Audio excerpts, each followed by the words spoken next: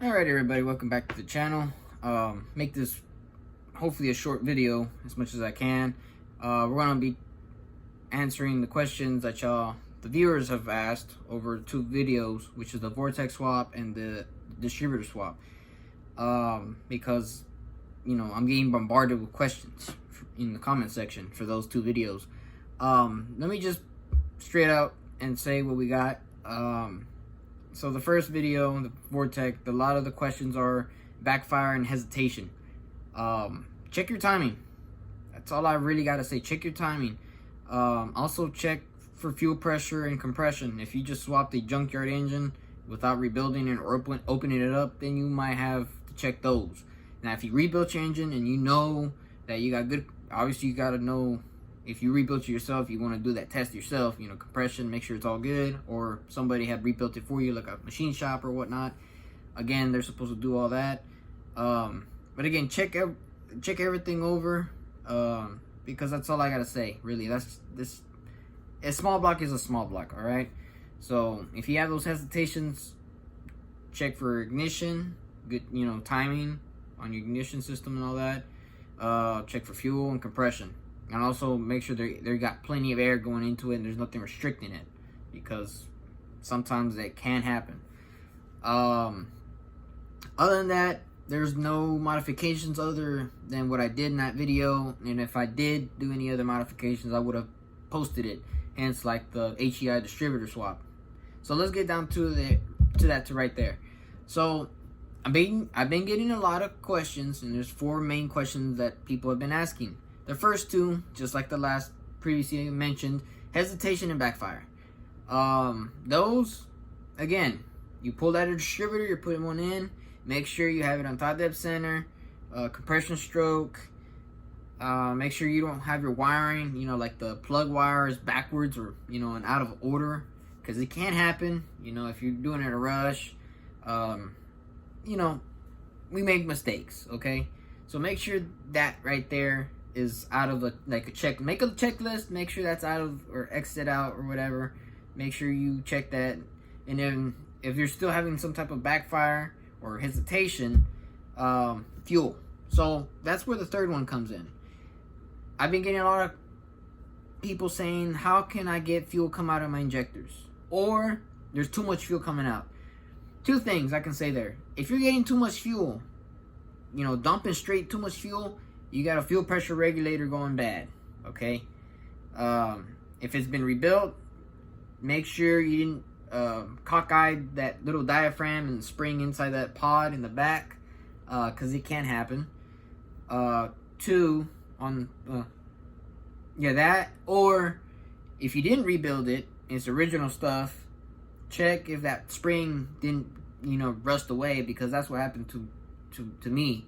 On that truck. That's why I had to rebuild everything, because that spring just rusted out. I don't know why, but it rusted out. That's the first time I see that happening on TBI units, where that spring for the fuel pressure regulator in the back and all that, it decided to just rot out, like just rust out completely. Kind of strange on my point. Now, if you're not getting any fuel coming out or very little fuel, again, other than the fuel pressure regulator, but if you can't get fuel to come out of the injector itself, you got an injector problem. There's ways to test it, and also check your wiring, especially for those two connectors on the injector pods. Make sure you got pulses coming out of it. If you don't have pulses, you might check your wire diagram and do a diagnostic on that. Get yourself the owner manual and go online, go on forums, because there's a lot of people who have done it, on a factory side of things, but just make sure over that, because again, when you swap out the distributor, you won't mess with nothing on the unit itself other than unplugging a vacuum port. Oh, my cat. Unplug a vacuum port to put for the vacuum advance, and I think that's where we're gonna go with number 4. I can't remember now. So the first two is backfire and hesitation, fuel problem, and then, oh, that's right, code 42. So in the GM world, that's number 4.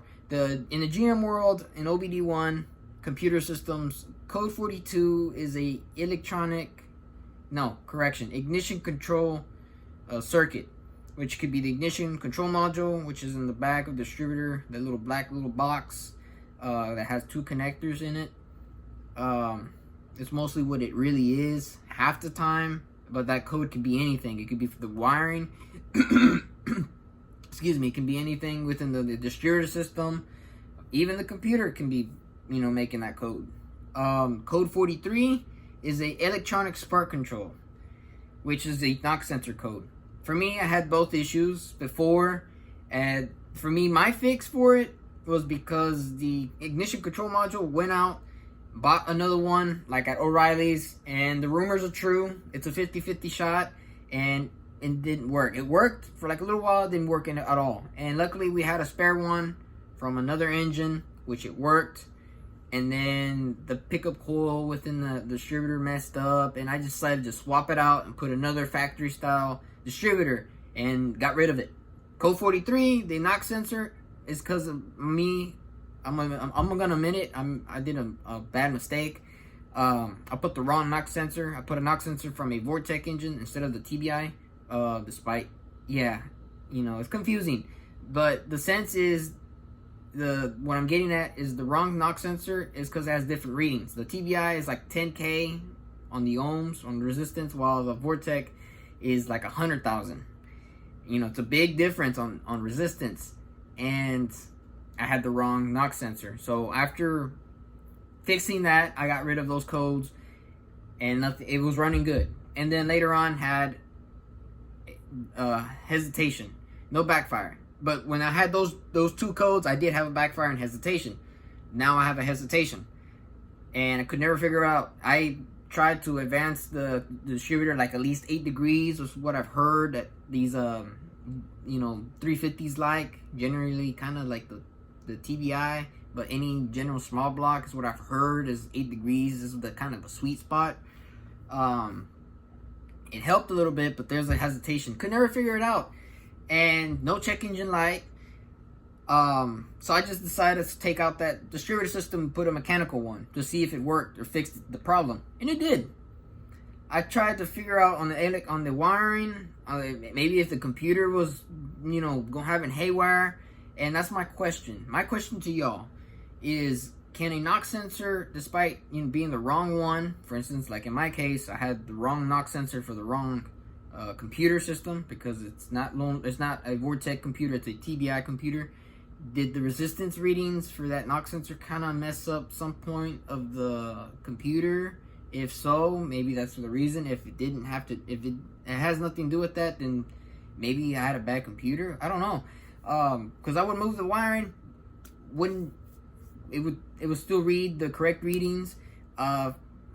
Give it a couple of hits on the PCM itself, the computer itself, like this. It was somewhat fluctuate, so I'm guessing I had a bad connection with inside that board in the computer. But I wasn't gonna spend money on that computer, so I just went ahead and decided that I'm gonna just swap in the HEI distributor to take care of that. But also, let's go straight into that swap video. So the reason I swapped the HEI is because at some point, other than I had that problem, at some point I'm going to swap out for a carburetor or for an EFI system. So get rid of the TBI system completely. Because that Vortec engine has more horsepower from factory than the TBI engine. Again, I think I said this in the videos before. The TBI engine makes 195, while the Vortex make 210, and if you have the Suburban model, 235, which I'm kind of going based off the numbers because that engine came out of a Suburban 235, which over the years, and obviously the horsepowers can go down, and I don't have no real true way to see if I'm making that horsepower without taking it to the dyno, which is expensive. I'm just gonna go with based off numbers, okay? But I have a reason why I did the swap. So a lot of people, like I said, the 4 big questions is backfire, hesitation, too much fuel, not enough fuel, and then code 42. So code 42 again is the ignition control module, or ignition control system circuit code. Obviously, your distributor from the factory, when you pull it out and you put a mechanical one, it's gonna throw a check engine light. That's no brainer. It's not because, oh my, I got a check engine light after I put this in. What happened? Brother of mine, it's not rocket science. Obviously, the factory style electronics is not there anymore. You got rid of it and put a mechanical vacuum advanced version. So obviously, it's not going to compatible with the computer. So it's going to throw off a check engine light. There's nothing to worry about. As long as you don't have no problems, it's running good, and you have, again, no problems, running good, and it drives good like it should, ignore it. If you have to, just put a duct tape over it. No, don't do that. Or pull the light bulb. Don't do that either. I'm just saying, because that's what typical people do. But there's no real way to fix that unless you get rid of the whole system entirely. And that's what begs the question. A lot of y'all have been commenting on the behalf of the check engine light, and then those big four, really: the check engine light, not enough fuel or too much fuel, and you got these hesitation backfire problems. My question to y'all, to every viewer, is what is your build? Like, what are y'all trying to do? What are you trying to achieve? Like, why did you swap a factory style distributor for that HEI distributor? Why? I have a reason, because I couldn't figure out what the hell was going on over there with the hesitation problem I had before, and then I decided to just go on and do like parts and swap in first the distributor, see if it worked. Hey, it worked. I mean, I got proof. I got a whole video of it and me going 0 to 60. The video's there. So there's proof it can work. Now, for other people, it may not work. Apparently, that's what I'm getting. And again, at some point, I'm going to put a carburetor or EFI, depending on how much money I want to spend or if I'm really wanting to spend it. But other than that, the truck runs and drives. So I don't know what's going on with y'all. What y'all messed up somewhere? Because I'm trying to figure out, okay? Because it's kind of strange for me why you're having these problems. And again, make sure it's in time. Make sure you didn't disconnect the wire or nick the wire. You know, who knows? You probably did it correctly like I did in the video. But remember, these trucks are old. Maybe some part of the wiring harness, if you moved it at any point, somehow might have broken a wire or, stretched the wire where at the connector it's not making a good connection. I mean, I don't know. That's where you got to go and do some diagnostics. Make sure you read all your values, 5-volt references, good grounds, good power. Because again, it all relates because it's all computer controlled on the fuel system. But now that you put a mechanical vacuum advanced style, you don't have the computer doing your timing. It's kind of weird how some of y'all said, and I'm going to mention is Shenanigans Whatsoever 363. You're the one who he was telling me in the comments. Again, I'm not going to say nothing bad about you, man. Like, hey, I understand, but one thing I will say, don't say, and this goes for everybody, because, hey, I'm not going to misinform anybody, okay? That's not my job. I'm not trying to do that. The point of this whole channel is to show, I guess, the world, in a sense, that us young guys that are interested in this automotive and all these trucks and cars and engines, like, hey, we want to learn. We're eager to learn. It's just, people just, they don't care. Young generation, they don't care. They're like, whatever. Some of us are wanting to learn, and then you got the older people, the older generation, and they're like, it's a constant vice versa with each other. But I'm trying to make a point. I started this channel when I was like 16, 17. Now I'm going to be 23. So it's been a while.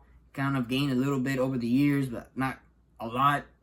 And it's also thanks to not just my dad, but a lot of people I went to school with. My teachers, my automotive teachers, they helped me. My ex-job, my ex-boss, I asked him a question. He tells me, hey, think about it. Break it down a little bit. What you missed. And that's what typically it is. It's, you rush it and then you have problems and you get frustrated.